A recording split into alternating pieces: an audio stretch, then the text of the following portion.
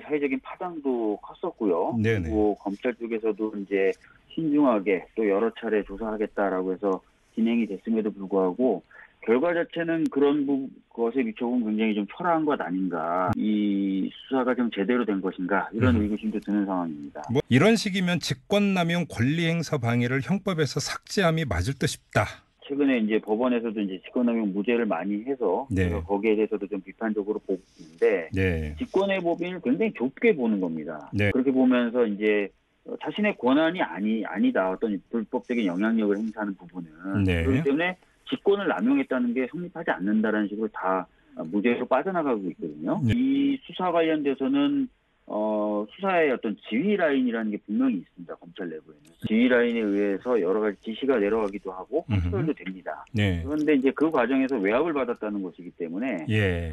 이것도 이제 직권남용이 안 된다라고 보는 것이 과연 타당한 것이냐. 직무상 권한을 굉장히 좁게 보다 보니까 어떤 상사에 의한 어떤 부당한 지시라든지 이런 부분이 무죄가 나오거나 무혐의가 나오고 있는 거거든요. 네. 네. 일반 시민들이 보기에는 그런 게 어딨냐.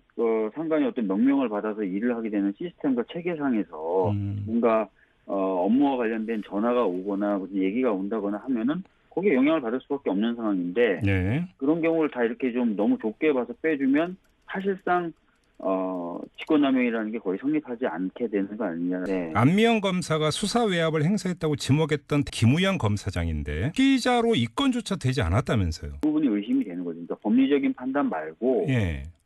소위 말하는 정무적인 판단이라든지 또는 네. 제 식구 감싸기를 위한 어떤 수사에서의 어떤 그 봐주기 이런 게 네. 있지 않았나라는 느낌이 드는 대목이 바로 그 대목입니다. 예. 왜냐하면은 예. 전문자문단이라는 걸 꾸려가지고 이 수사 외압 부분에 관련된 판단을 받았었거든요. 네. 근데 그때 전문자문단에서 이 김 검사장에 대한 부분도 판단을 했었어요. 수사 외압이라고 보기 어렵다라는 식의 판단은 나왔습니다. 근데 네. 입건도 안 된 사람을 왜 판단하냐고요, 그 당시에 그러면. 그렇기 때문에 이 판단을 실컷 뭐 하고 했다는 것은 이거는 어느 정도 용의선상에 올려놓고 뭔가 진행이 됐었고 그러니까 이게 맞는지 아닌지 판단을 구해주세요라고 했을 거 아니에요. 네. 그래서 판단까지 나왔단 말이에요. 그런데 나중에 까보니까 입건도 안 됐다. 네.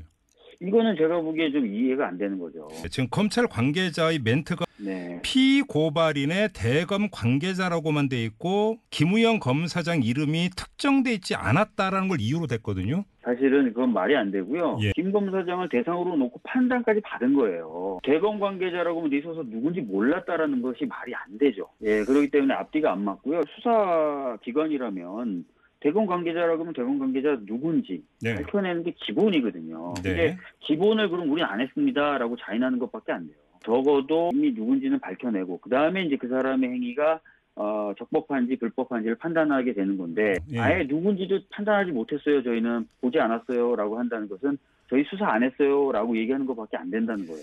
문무일 현 검찰총장의 외압 논란이 된 바가 있죠. 혹시 이것까지 고려해서 무혐의 결정이 내려졌다고 볼 여지가 있을까요? 어떻게? 그 전문단 자문단에게 판단을 맡길 것이냐 수사심의위원회를 열 것이냐를 놓고 수사단하고 갈등이 있었다라는 보도는 여러 차례 있었거든요. 그래서 사실은 뭐 저도 지금 그런 걸 좀 의심하는 거죠. 이게 지금 봤을 때 이런 결론이 나왔다는 것 자체가 네.